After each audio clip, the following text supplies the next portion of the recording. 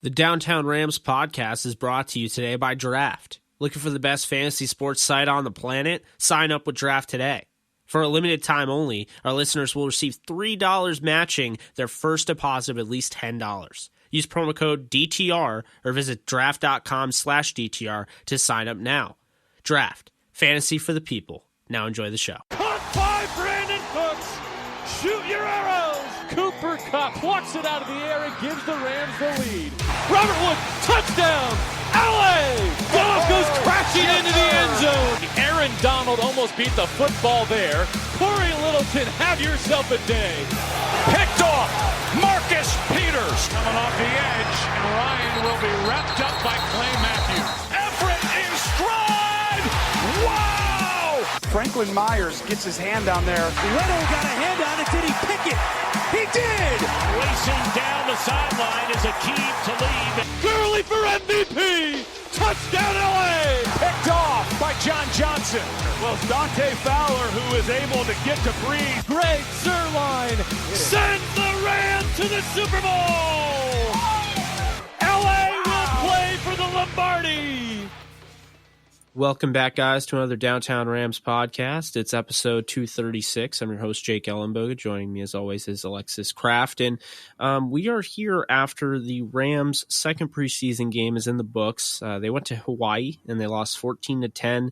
Meaningless game, but the Hawaii fans were there until the end, so that was pretty cool. They lose to the Dallas Cowboys. A lot to unwrap from this game. I'll start with you, Alexis. I mean, what was your biggest takeaway from what you saw in this one? My biggest takeaway is we have a clear and obvious quarterback number 3, and for some reason he's being played as quarterback number 4. And I'm pretty sure people will understand what I'm referring to. Yes. Now, here's the weird thing is I agree with you. However, it seemed as though John Wolford, I don't even know. I think when he came in, he had more time than last week, but with Wolford, it just seemed like the guys he was throwing to, it seemed like Nasimba Webster wasn't in. It seemed like, the offensive line, I mean, they had Chandler Brewer at left tackle. And it seemed like they were very, very, very conservatively calling the plays. And so, I don't know if he really got much of an opportunity. So it looked like a down game. It definitely looked like an up game for Brandon Allen. I got to admit, got to give credit where credit's due. He did play well despite that one interception. Which, I will say I expected Kendall Blanton to come down with that, 50-50 ball. That's why you throw him to your tight ends, big, strong hands. He didn't, and so that ended up being interception. Definitely wasn't a, good thrown ball, but, kind of 50-50 there. So, I definitely agree with you is that he's the third guy. Last night, I wasn't extremely impressed with Wolford.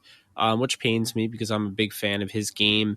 But I got to give credit where credit's due. Allen had a couple botched snaps where they had Jamil Demby at center, and, he did not have his best game last night. And, he made the most of it. He had one where it was, snapped over his head. He goes around, he picks it up, and, he rolls all the way to his left, throws against his body and makes a beautiful pass to Nasimba Webster, who I want to talk about more in detail. With preseason, people don't want to hear about you talking about guys that are already on the roster guaranteed. They want to hear about guys that are kind of on the bubble. And with Nasimba Webster, he's on the bubble because of his title of, undrafted rookie free agent. He's on the bubble because the Rams have, a big 4 group of receivers, and, the 5th spot for whatever reason, Sean McVay is talking about Mike Thomas securing that. So, if that's the case, and I don't actually really buy it, but if that's the case, then it's Nasimba Webster versus Alex Bachman and Kadero Hodge and all those guys. What do you take away from this game for Nasimba Webster, kind of building off what he did last week? I mean, I really like him. I think he's very talented. I think he definitely deserves a spot on the team. Do I think that he will end up on the final roster? I don't know, but I like what I've seen from him. I think the Rams should like what they've seen from him. I think fans should like what they've seen from him. I think he definitely is talented enough to be on the final roster. I just like you said, I think there's a lot of moving parts. I think there's a lot of people kind of fighting for that last wide receiver spot, and I just don't know if it's going to be him in the end. Yeah, I actually have Kadero Hodge and Nasimba right now as the 5 and 6, but that could definitely change. That's who I think they should go with, and then probably practice squad Bachman. Jojo Natson caught a touchdown, so obviously his stock rose there as a receiver, but in the return game, once again, a fumble, and you can't have that. So I think his stock kind of leveled out after that. With that being said, they used Alex Bachman, they used Austin Prohl, they used Nasimba Webster. So they're definitely evaluating that return position. I don't think anybody's really stood out aside from Webster, just his ability to kind of sift through traffic, just continue to make plays. He's got great vision. So I think that's one of the things that you definitely have to, put the microscope on. But, with that being said, I do want to look at the tight end group because, I talked a little bit about Blanton. I mentioned him, and he didn't have his best game. And last week was kind of the showcase game for Brooker because Romello Brooker kind of got, more snaps than usual.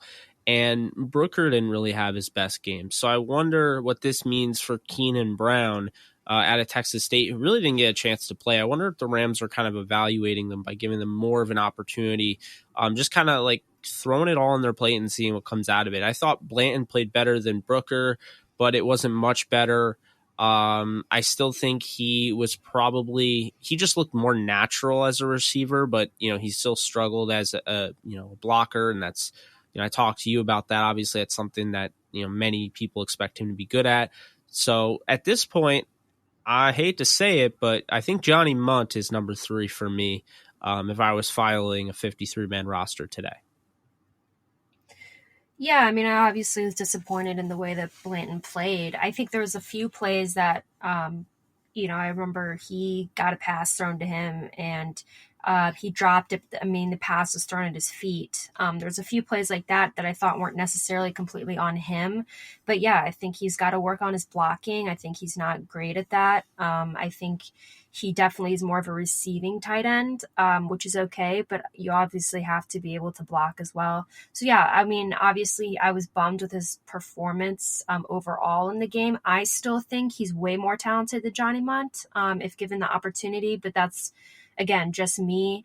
I think he's better than Brooker and Keenan Brown. Again, that's just me. And I don't know, what the Rams are going to choose to do at that tight end position. We still have 2 more games. Obviously, they still go to practice and that type of thing and show out there. So I think we're just going to have to wait and see. But yeah, I mean, overall, I was not really happy with the way that he played.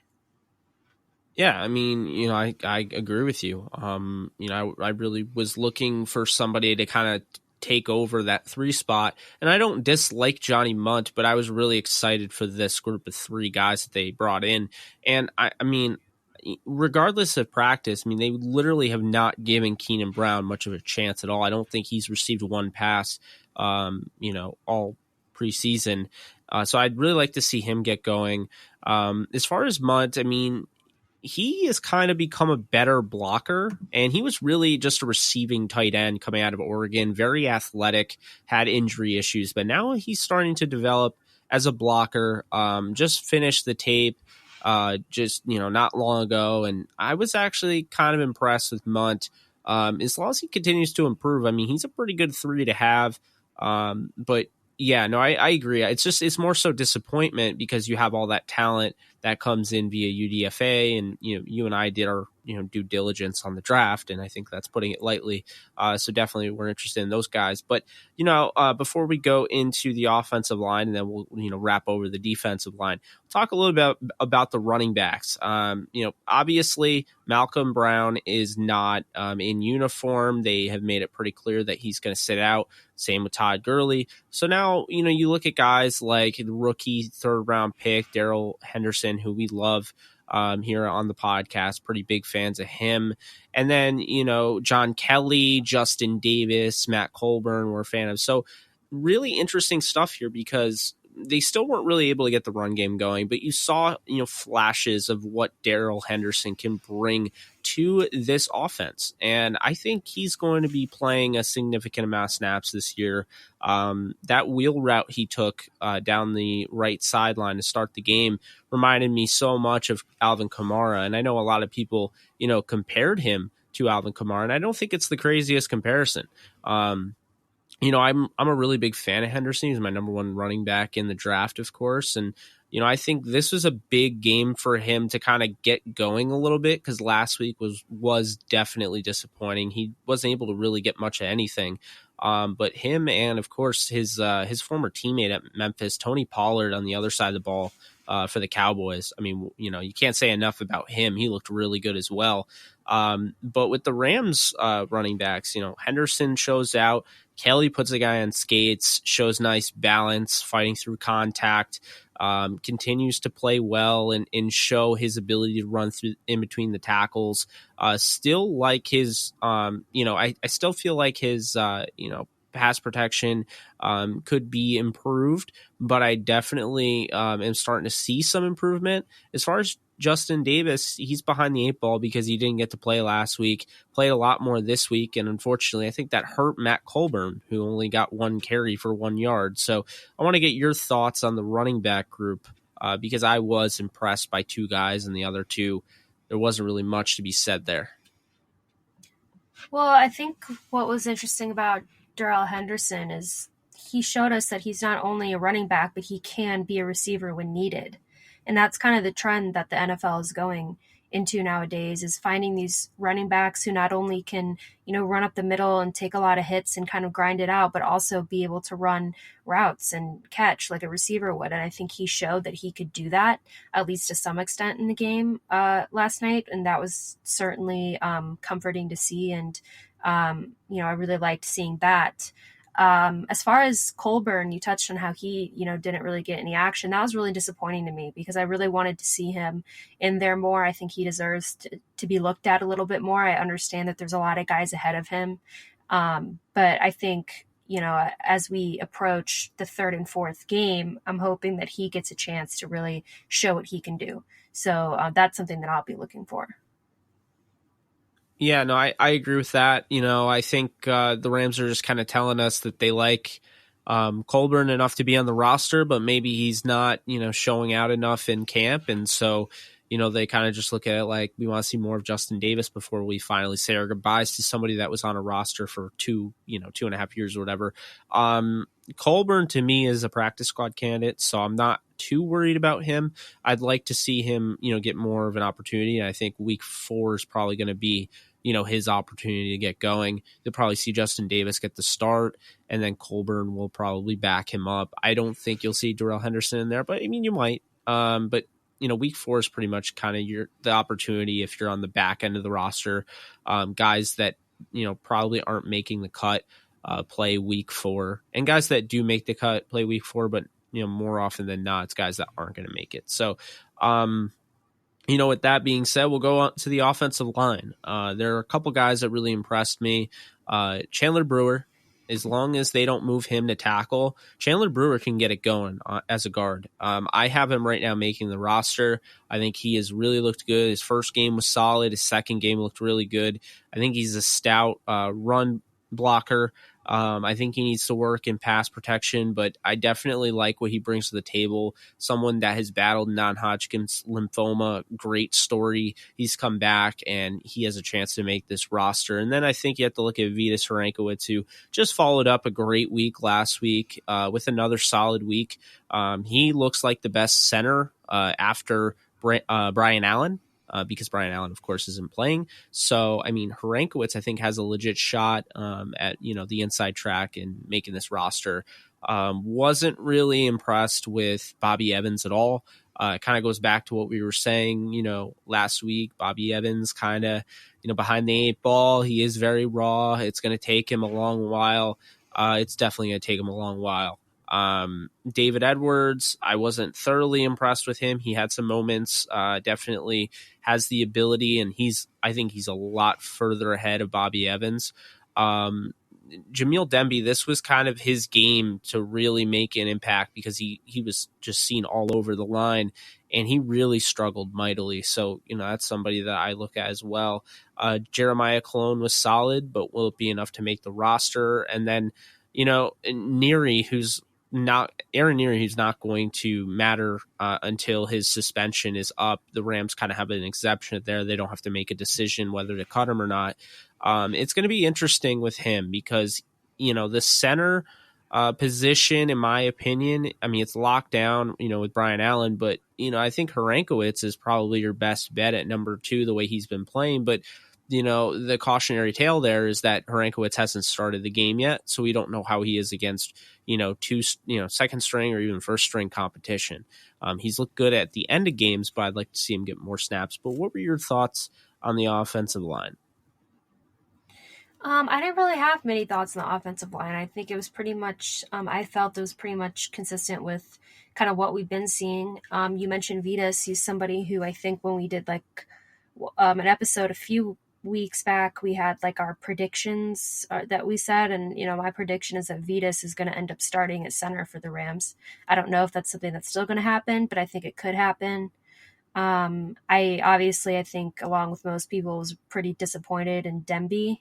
I thought that he didn't really have a great game. I think he, also had a few penalties that were kind of uncalled for. But, I didn't really maybe I just didn't pay as much close attention to the offensive line as I normally do. But I didn't really feel strongly one way or the other. There wasn't anything I saw that was super alarming to me. Yeah, the thing that alarms me is, I said in the offseason this group was very, very deep now, probably the deepest it's been. I think it's deep with a lot. I just wrote an article on Downtown Rams, 10 observations, and one of them was that the Rams don't have offensive line depth. They have a lot of offensive line talent. They have a lot of unproven talent, and they have a lot of potential there.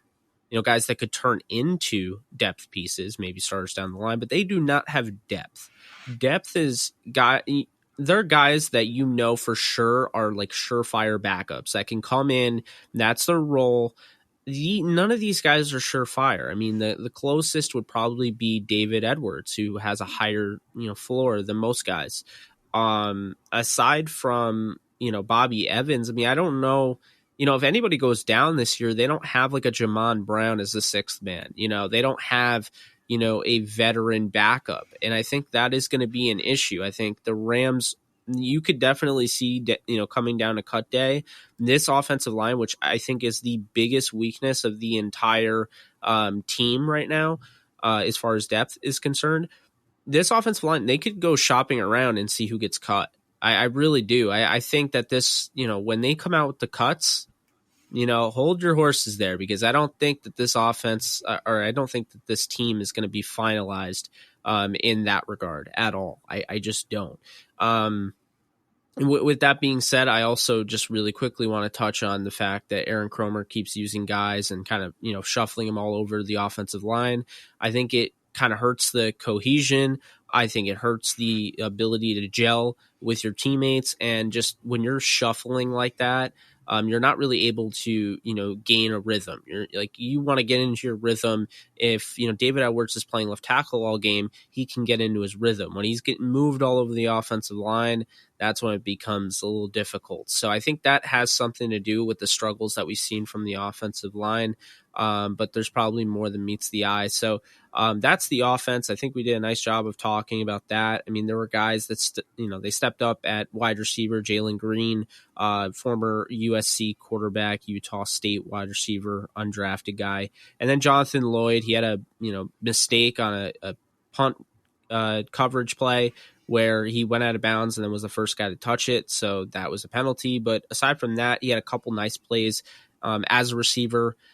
So, those are some guys that stood out. Their stock is still, they have a long way to go there. But defense, guys that really impressed me, Landis Durham didn't get the start this time, but he kind of picked up where he left off last week, had a sack, had some pressure.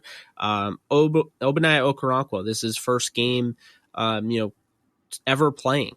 and he looked the part. He looked like the second round grade that I gave him. He looked like the guy that the Rams, believe in, and I definitely think he's going to make this roster as long as he stays healthy. And then, just look at what's his face, Natrez Patrick from Georgia, the UDFA. I think he's really come on strong, and he had a sack on. It was on Dak Prescott, almost a safety there.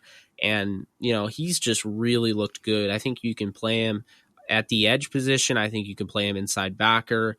So that will definitely be an interesting thing. So what were your thoughts on, kind of the pass rushers to start the game and, just things that stood out to you? I really have been impressed by Landis Durham. Again, like you said, he didn't get the start this time, but I think he's definitely shown that he deserves a roster spot, and I've been really impressed by the things I've seen out of him. As far as edge rushers go, you mentioned Okoronkwo. If I pronounced that wrong, I'm sorry. I thought that he impressed more than people thought that he was going to. And then, as far as edge rushers for me, that was really what I saw. But something that I think we should touch on, we just passing over the linebackers really quick, is Taylor Rapp, because I want to hear your thoughts on him, because he's someone to me that looks like he deserves to be starting tomorrow. I mean, what are your thoughts? Yeah, so Taylor Rapp, he didn't get a ton of play in this one, not like last week, but he's just somebody that's going to have a role. I don't know how much the Rams will need two linebackers. I know people are talking about, with good reason, they're talking about Micah Kaiser because he did have that injury and who's going to replace him. I was even doing it. The Rams will be in nickel quite a bit, but I'm wondering, what his role is going to be, Taylor Rapp is, because I think he has an opportunity to start. We've said that, but they can go with three safeties. I mean, they really could do whatever they want with him. He looks NFL ready, does a really nice job of operating around the line of scrimmage. Somebody that has, he just plays faster than he tested, because he ran the 4.7. So people were instantly like, safety that runs in the 4.7s, no thanks. But he plays a lot faster than that. Some guys just don't test well, and it's just not their thing. And I think that's one of the things that Taylor Rapp, that's just who he is, but he is a football player. He definitely has the IQ, and I've definitely enjoyed watching him play thus far. A guy I want to touch on for safety, Stephen Parker. Everyone was talking about how Nick Scott is going to make this roster, because he was a draft pick. But Stephen Parker, former Oklahoma Sooner, UDFA last year, has one of the most, I think he had the best preseason of any Ram defensive player last year. And so did Pro Football Focus. They rated him number 2 of all safeties in preseason. And he gets cut, gets added to the practice squad, stays there the whole year, even with injuries. I'm a big fan of Stephen Parker, not just because he's been on the show before, but I'm a big fan of what he brings to the table. He had a really nice PBU in coverage with, I believe it was Jason Witten, and then last week he had the interception. He just seems to be, all around the ball, has really good range. He's somebody that will definitely work well on special teams. I'm a big fan of his, and I think the Rams are too, because he started. He basically was in from the get-go next to Rapp. So, I think that's something to definitely keep in mind with him. And then another guy that really stood out to me was Josh Carraway, who, he looked good last week, but you could definitely see, he was kind of rusty, whatever. This week, he really balled out. Definitely put a lot of pressure on the edge there. And I'm hoping he makes the roster, but it's going to be really difficult to include him. There's just not a lot of spots to go around. And, with the Micah Kaiser injury, which we don't know yet what the extent of that is, the way Sean McVay is talking about it, he said Bryce Hager will start. I'm not the hugest fan of that move, but nonetheless, if he's saying stuff like that, I kind of feel like Kaiser's going to be on the shelf for a little bit. So I want to get your thoughts. First off, I want to get your thoughts on Stephen Parker, and then I want to get your thoughts on Micah Kaiser's injury and what you think, kind of comes of that. I really like Stephen Parker. I think that he is super talented. I think that he's been showing us in the first 2 preseason games what he can do, and obviously, I think there's a lot more where that came from. I've been really, really impressed just with he seems to be hitting on all cylinders. So I just think he's someone to definitely continue to look at this preseason, and someone who I believe will be on the final roster come time for that. And as far as Micah Kaiser goes, like you said, we don't really know the extent of his injury yet. It didn't seem great. It seemed kind of serious. From what we're hearing, it's serious, but we're not really going to know until they officially tell us. I think that that's really going to hurt our linebacking core if he's out. Like you mentioned, they said Bryce Hager would step in for him, which I don't know how I feel about that yet. But we obviously hope he's okay. And I would assume that in the next day or so, we're going to hear what exactly happened to him. Yeah, it's going to be pretty soon. I mean, we're recording this midday, pretty much around dinner time, although like Rams time, this would be like 4:00, but we'll probably hear shortly after we get off this podcast. But yeah, I hope he's okay. I definitely wouldn't want him to be like seriously hurt. I didn't want him to go down. I hate injuries. So I'm hoping he's all right. But if he's not all right, I think the Rams really need to consider, I get starting Bryce Hager initially, but they need to really give a hard look at Dakota Allen because he balled out last night, and he has been doing that since his days at Texas Tech. I mean, you and I both had, I believe, a 2nd-round grade on him, 3rd-round grade, whatever. Definitely big fans of his. And the Rams got him in the 7th round. Talk about making the most out of your value. Huge fan of him. I want to get your thoughts, though, on the cornerback position. I don't want to take too long on the linebackers. Cornerbacks, basically you have your 5 locked up. We've talked about this. You have Talib, you have Peters, you have, David Long, you have Troy Hill, and you have Nickel Ruby-Coleman. Are they going to keep 6? Because you have Kevin Peterson, who had an interception last week.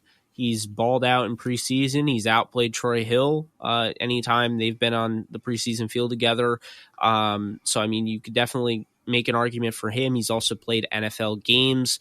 Dante Dion, somebody that has been talked about a lot on this podcast, made an awesome interception last night against Mike White. Just a really nice high point of the ball on the boundary. And then, you have guys like Dominic Hatfield, who I don't think he's really shown up, and he has made the roster the last 2 years. So it'll be interesting there. Darius Williams, a stud from UAB, who got cut in response to the Ravens adding Jimmy Smith to the roster. Rams scooped him up, and he's been on the roster ever since. And then you have guys like Ramon Richards, who I don't know, where the Rams see him. He was kind of moved all over the defense yesterday. Linebacker, corner, safety. Who do you see? First off, do you see them keeping 6? And if you do, who do you see them keeping? I don't see them keeping 6, but if they do, I think they're taking Kevin Peterson. But that's just if they keep 6, which I don't think they will. Well, I tend to agree with you because I think Kevin Peterson has that experience in NFL games. So does Dante Dion. But he had 2 interceptions against Jimmy Garoppolo in a game for the Rams. I don't think, coaches forgot about that. It's going to be really hard to keep 6. If I had to decide between 6 or 5 safeties, I'm probably going with the 5th safety because right now I see it's Rapp, it's John Johnson, it's Eric Weddle. So you have 3 there, and then Marquis Christian. I don't think they're cutting him, so that's 4. And then I'm probably going to say Stephen Parker makes this squad. I just think he's done too much to not consider him. If he doesn't make it, though, I think it's either Kevin Peterson or Dante Dion. Dion's ability to play on the outside last night, showcasing that was huge. But they know he can play nickel. And guess what? They don't have a backup at nickel behind Nickel Roby-Coleman, and they play in nickel a lot. So that's going to be interesting.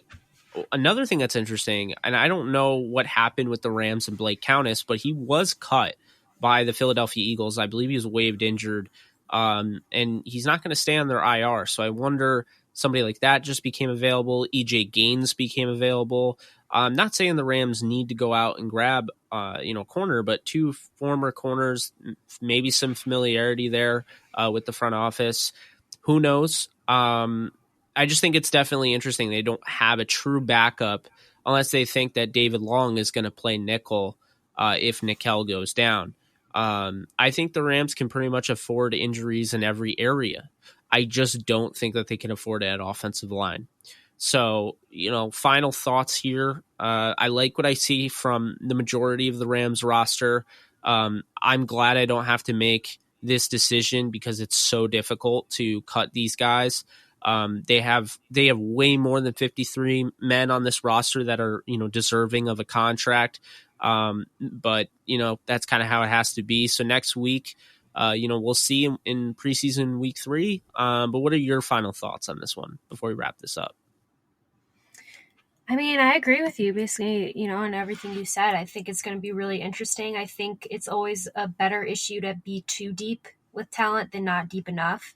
And I think that's kind of where the Rams are right now. I think that they have, a lot of talented guys. They're going to be cutting guys who deserve to be on the roster. That's just the way it is. That is very common in the NFL. And I think that these last 2 preseason games are going to be all telling because I think that they're going to start, seeing who's, showing up, who's not. It's kind of make it or break it for a lot of guys. And I'm excited to watch. I'm excited to see what happens. Yeah, as am I. I think it's going to be a lot of fun. We'll see.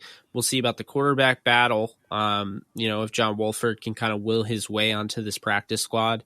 We'll see if he can, surpass Brandon Allen. We're going to see a lot. And then, the season's going to come and we're not even going to be talking about this type of stuff. We're going to be talking about the top of the depth chart. So, preseason's just a different animal. It's a fun animal. But, with that being said, we hope Micah Kaiser's okay. That's going to wrap it up. Also, rest in peace to Cedric Benson. He did pass away today in a motorcycle accident, and he was a damn good running back for Texas. And he also was a running back, obviously, for the Chicago Bears. So really sad news today in the football world. But with that being said, if you guys like what you hear, be sure to subscribe, leave a review on iTunes or wherever you get your podcasts. Also, thank you guys. We reached the top 200 for sports podcasts on iTunes. Thank you. We appreciate it. We wouldn't be there without you. Once again, thank you guys so much for tuning in. This is Jake Ellenbogen. She's Alexis Kraft, and we're signing off. Take care.